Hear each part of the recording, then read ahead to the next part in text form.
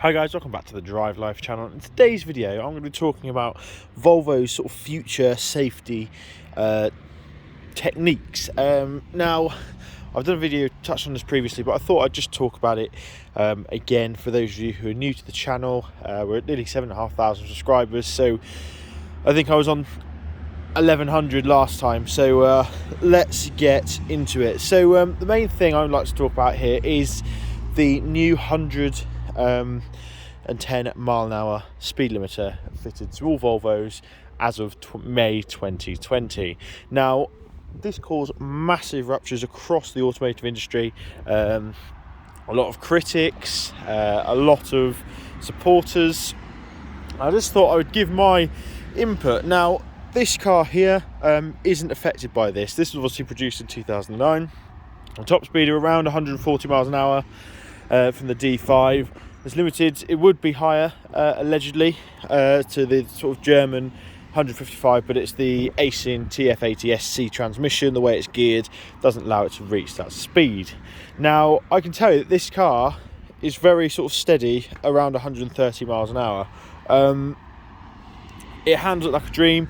Big 316mm brakes here stop it very easily. However, when you're at those speeds, you're travelling 2 miles a minute or 54 metres per second.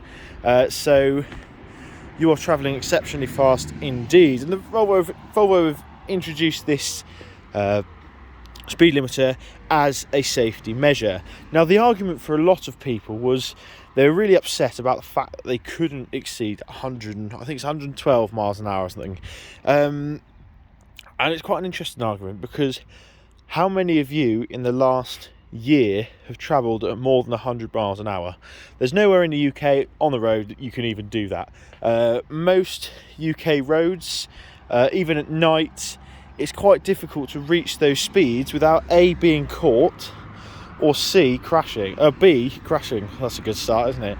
So to say that it's a sort of ridiculous thing, especially here in the UK, is perhaps more ridiculous than the concept itself.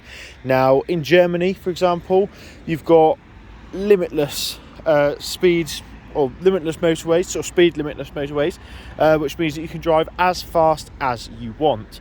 Now, what people don't realise is that there's actually an 80 miles an hour recommended speed, which the German auto insurers and the German police officers basically, if you sort of mandate, and if you were travelling over that and you have an accident, you're almost automatically at fault for that accident. Now, if you think about it, that makes a lot of sense, because someone driving at 140 miles an hour, rear-ending someone driving at 90 miles an hour, it's difficult to claim that the person at 90 miles an hour was being more reckless. Obviously it depends on each accident, etc. However, speed is a massive factor in most of the accidents on the Autobahn. So from that point of view, I can understand it.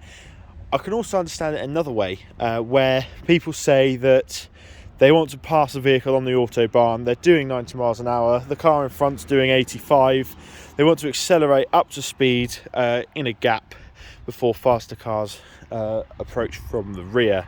Now, that is a valid argument, but there's quite a niche situation, I'd say. If you're moving out to overtake something and it's not clear, then you just don't do it, do you? However, for those of you in the UK, there aren't many reasons to need that extra speed that the speed limiter is going to stop. Now, I've had a few comments previously about my sort of stance on this regarding emergencies. Now, there was one person in particular who messaged me on Instagram saying that he needed to go that speed in the case of an emergency, or may need to. And again, it's one of those things. There aren't many emergencies where you genuinely need to drive at 140 miles an hour, and there aren't many roads where you're able to do so. If you're needing to drive that fast, then there's something gone very wrong, isn't there? And chances are you're probably not going to make it to the hospital or wherever in time anyway. So yeah, interesting topic. There's lots of scenarios you can dream up where you could argue it either way. Another reason Volvo have done it is because of their pledge to the environment. Now this car, they marketed it quite a lot at the time, but it gets forgotten. It's made of a lot of recycled materials, and Volvo's biggest sort of marketing drive that they do is about their care for the environment. That's why they've introduced hybrid cars and electric cars so early, and it's an interesting topic again, but it's proven that lower speeds use less or emit less CO2. Now, an example of this can be found on the M4, just outside Port Talbot, where they've limited the motorway, the M4 motorway, to 50 miles an hour to reduce pollution in that area. Now, Wales are actually quite a forward-thinking nation in the fact that they are very sort of devoted to environmental safety or reducing environmental impact of travel. And actually, I'm in Wales. There's a Evo there. I'm actually in Wales now, so it's quite apt to talk about this. But yeah, there's a lot of initiatives happening in Wales at the moment. So proof, I think Volvo perhaps are trying to limit CO2 emissions. I doubt how much that will reduce CO2 emissions in the long run. Realistically, it's a difficult one, but if you're travelling at those speeds, you're already emitting far more CO2 than you need to be, and pretty much 40 miles an hour extra probably won't emit that much more. So it's a bit of a grey area. But yeah, those are just my sort of thoughts vomited out into a video. So let me know your thoughts on it. Are you offended by sort of the infringement of your freedom?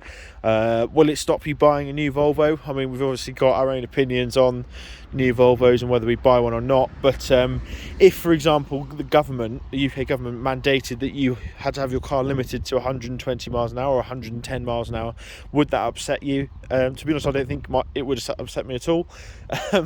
I know there'll obviously be people that would then offer a service where you could pay some money to have it removed, but yeah, there's just not a lot of point unless you're doing track work or you're in a Porsche 911 doing Autobahn stuff, or it's just, yeah, not a lot of point.